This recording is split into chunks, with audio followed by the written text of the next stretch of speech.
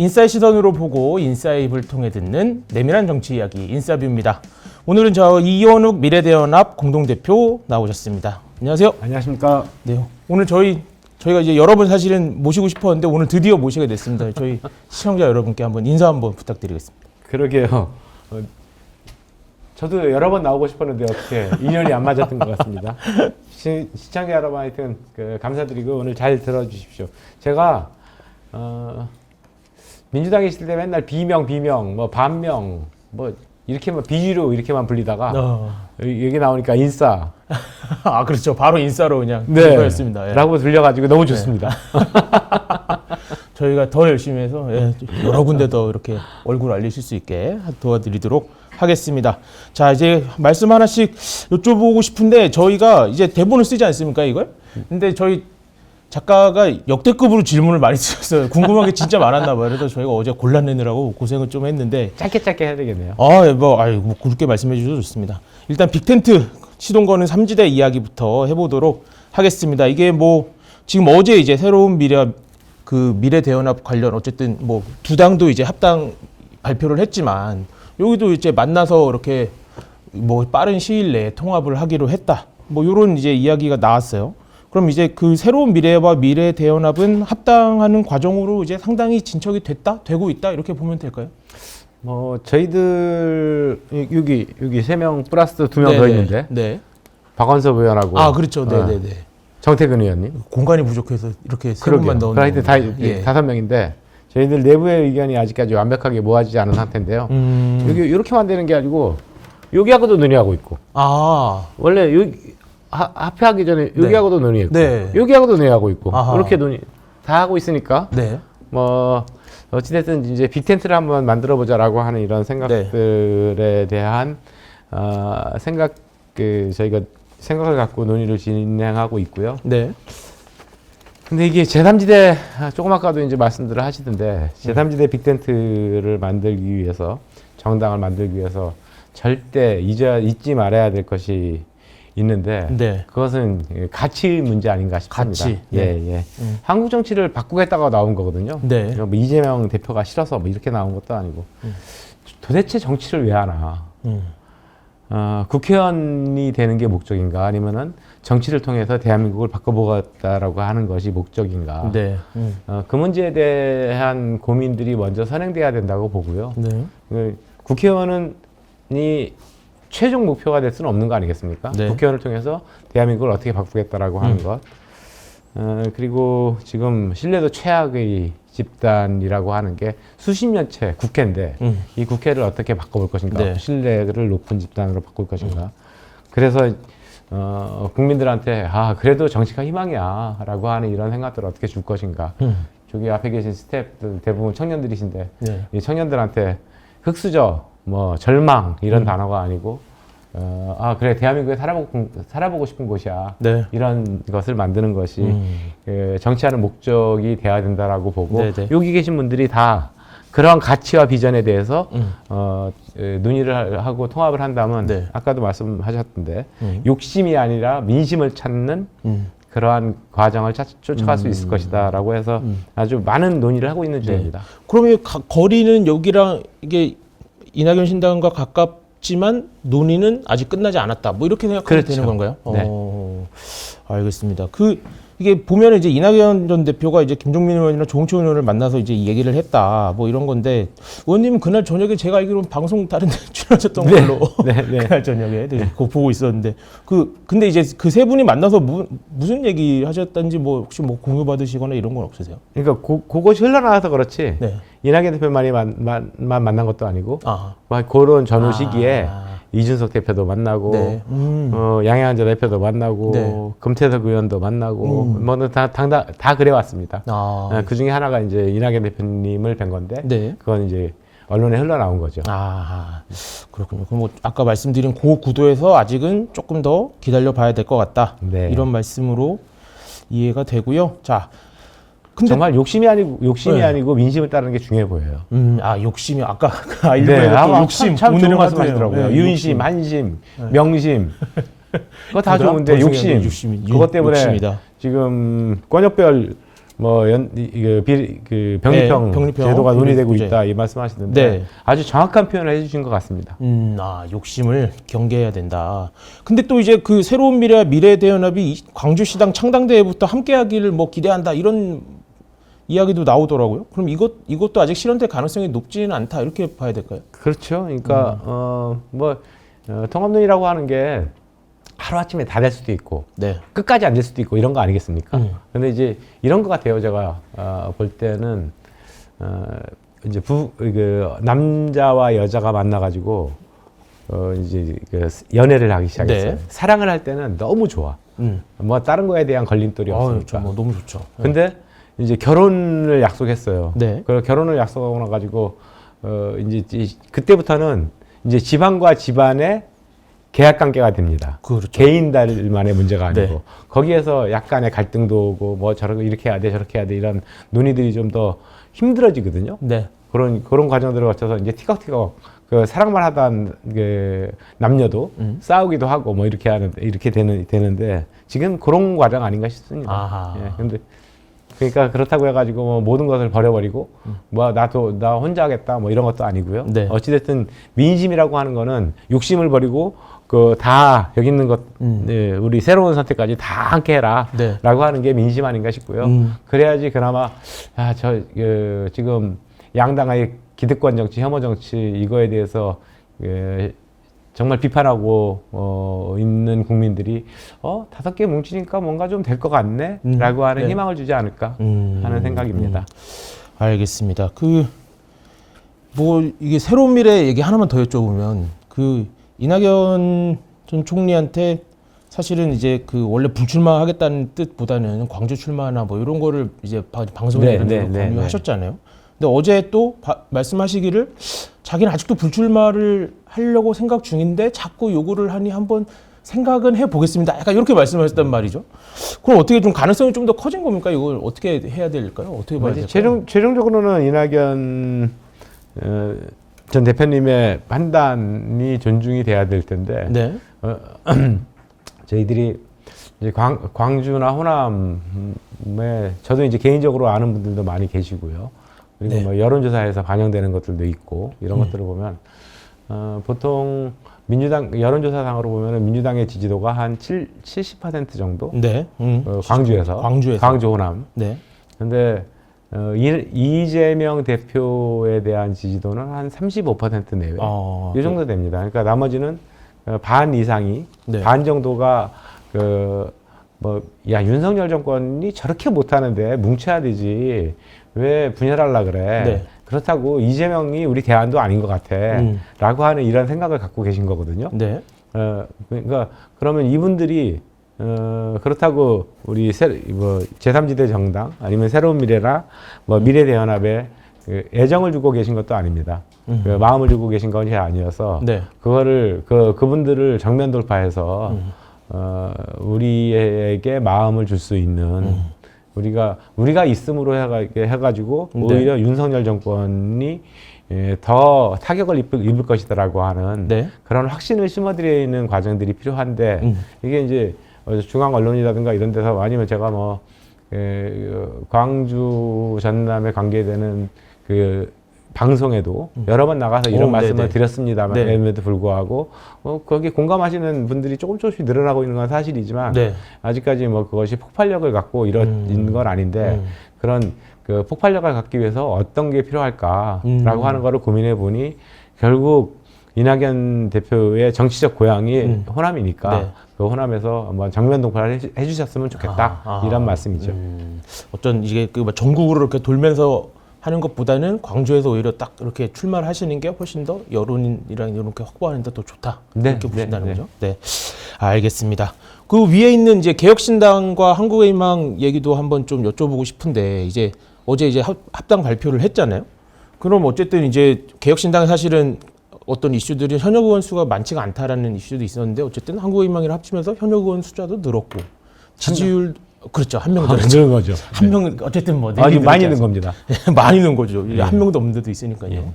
근데 어제는 그래도 이제 무게추가 조금 이렇게 요쪽 탈당한 요 두 명에게 좀 쏠리는 게 아닌가? 이런 이야기도 좀 있는데 요거에 대해서는 좀 어떻게 보십니까? 그러니까 경로가 이제 다양할 것 같아요. 네.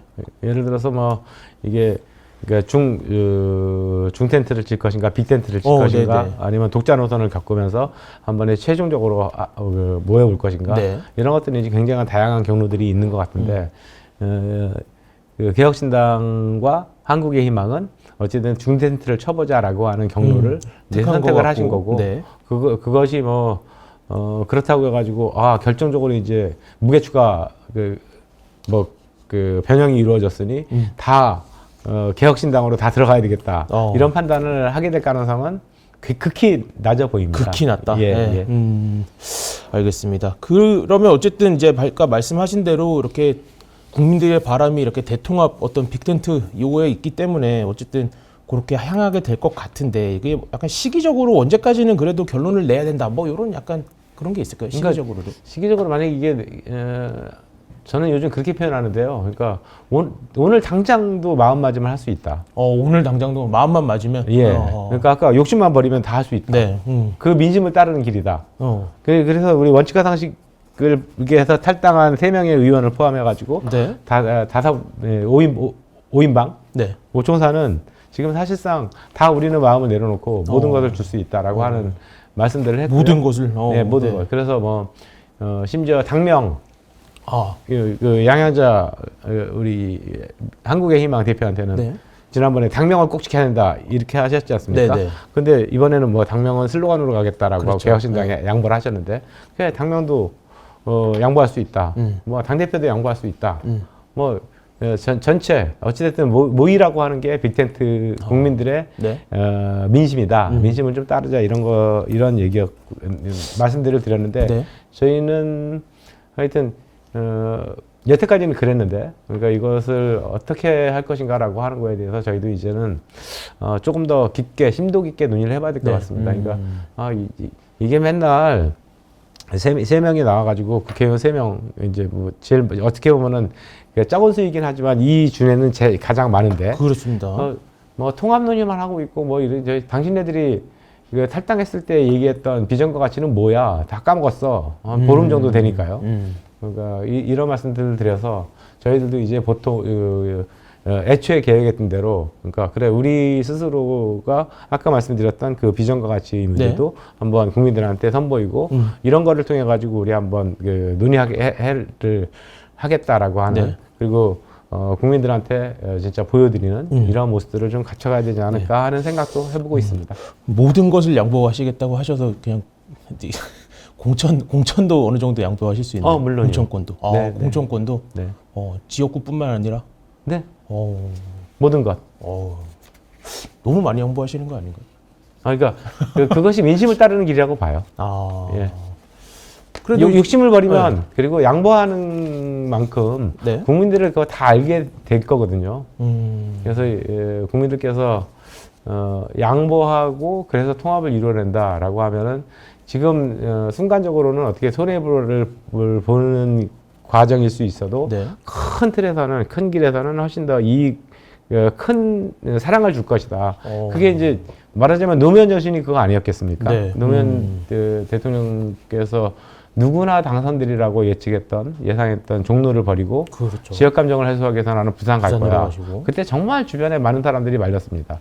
아니 국회의원 떨어지면 이제 아무것도 못해. 일단은 정치인이라고 하는 거는 1차적으로는 국회의원이 돼서 그래야 말문이 열리고 뭐 이렇게 되는 거지. 입이 빅마우스가 되는 거지. 네. 이런 이제 권유들 많이 했음에도 불구하고 네. 본인의 정치 철학은 그거보다 더 중요한 게 내가 살신성인 할 거야라고 하는 이런 심정으로 네. 부산을 선택하는 거 아니겠습니까? 그렇죠. 그런데 결국은 그것이 노무현을 국민들이 다시 보게 되고 사랑하게 되고 네. 그래서 대통령까지 가게 되는 이런 과정을 겪었는데 정치인들이 좀 이렇게 호흡을 좀 길게 본다면 이런 것들을 충분히 노무현 제2의 노무현, 제3의 노무현이 만들어질 수 있지 않을까 싶고요. 네. 우리 이준석 대표는 지금 나이가 85년생이죠? 예. 네. 그래가지고 3년 있다 대선 때 네.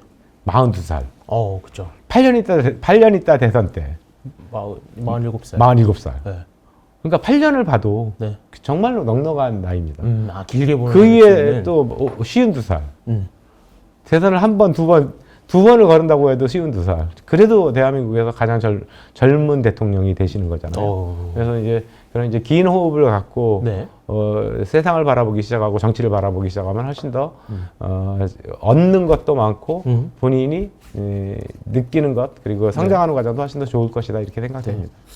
그렇게 긴 호흡으로 보면서 서로 양보하면서 이렇게 가야 된다. 뭐 네. 그런 말씀으로 네. 듣겠습니다. 자, 그래서 자 마지막으로 단도직입적으로 그냥 여쭤보면 제3지대 빅텐트가 꾸려진다라고 했을 때 그 간판은 누가 되는 것이 가장 적합하다.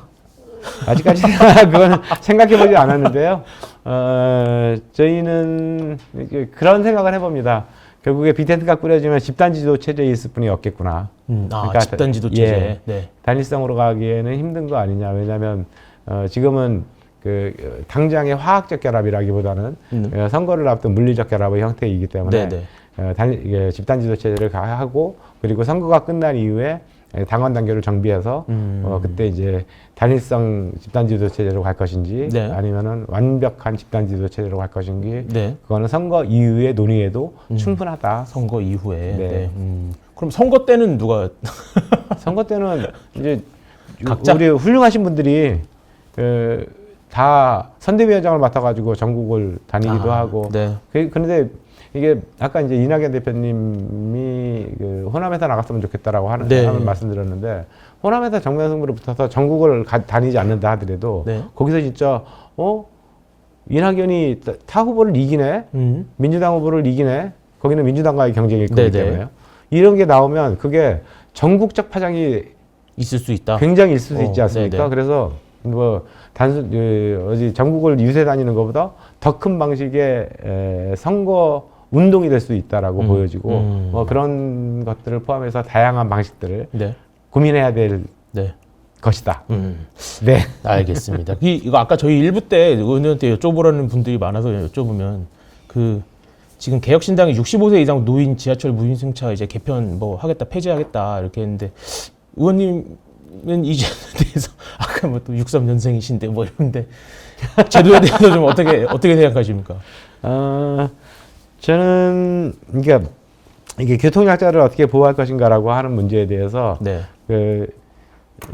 그리고 이제 이거를 보편적으로 특정인이 아니고 특정 지방에 사는 문제가 사실뿐만이 아닌 전국을 대상으로 한다라고 하는 이런 교통약자를 보여줘야 된다라고 하는 관점으로 좀 출발했으면 좋겠다라고 싶고 그런 의미에서는 이준석 대표가 내놓은 이 65세 이상 노인 지하철 무임승차를 폐지하고 연 12만 원, 12만 원의 돈을 모든 어르신들한테 드리겠다라고 하는 거는 좋은 공약이라고 봅니다. 그런데 12만 원 가지고 좀 부족할 거거든요. 그렇죠. 그래서 일정 부분을 그것을 그러면 이제 지방에 지하철을 안 타시는 분들도 다 혜택이 돌아가는 거잖아요. 그렇죠. 지금은 지하철 타는 사람만 혜택이 있는 거고. 지하철만 되죠. 그러니까 그래서 이제 그런 이제 보편적 복지 차원에서 접근을 하고 그러면 12만 원을 넘는 부분은 어떻게 할까? 너무 부족한데. 그러니까 예를 들어 20만 원이라든가 30만 원인가 이걸 바우처. 그렇죠. 바우처를 도입해서 그 사이에서 쓰게 하자. 그리고 나머지 것들에 대해 안 쓰면은 이제 국가로 귀속이 되는 거니까. 그렇죠. 이게 어찌 됐든지 간에 지금 미래 세대한테 거기다 인구도 굉장히 줄고 있는 이 상태에서 우리 세대 저도 이제 벌써 60이 이제 넘어가기 시작했는데 우리 세대가 빚과 부담을 떠넘기는 정책은 안 된다라고 하는 그러한 이준석 대표의 문제 의식으로부터 나왔을 것 같은데 전 그거에 대해서 전적으로 동의합니다. 문제 의식에 동의한다. 다만 이게 이제 만약에 이 정책을 제가 냈으면 어땠을까? 아마 갈라치기라는 용어가 안 나왔을 텐데 이준석 대표가 기존에 해왔던 이런 몇몇 가지 뭐 젠더 이슈라든가 이런 것들에서 보여줬던 일들이 과거의 경험들이 있어가지고 갈라치기라고 하는 용어가 나오지 않았을까 싶은데 전반적으로는 미래 세대를 위한 좋은 정책이라고 보여집니다. 좀 보강한다면 그렇죠. 역시 바우처라든가 의원께서 실제로 이제 입법을 입법 활동을 이제 수년간 해오셨기 때문에 확실히 이게 디테일까지 보시네요. 이렇게 비용이나 이런 것까지. 알겠습니다.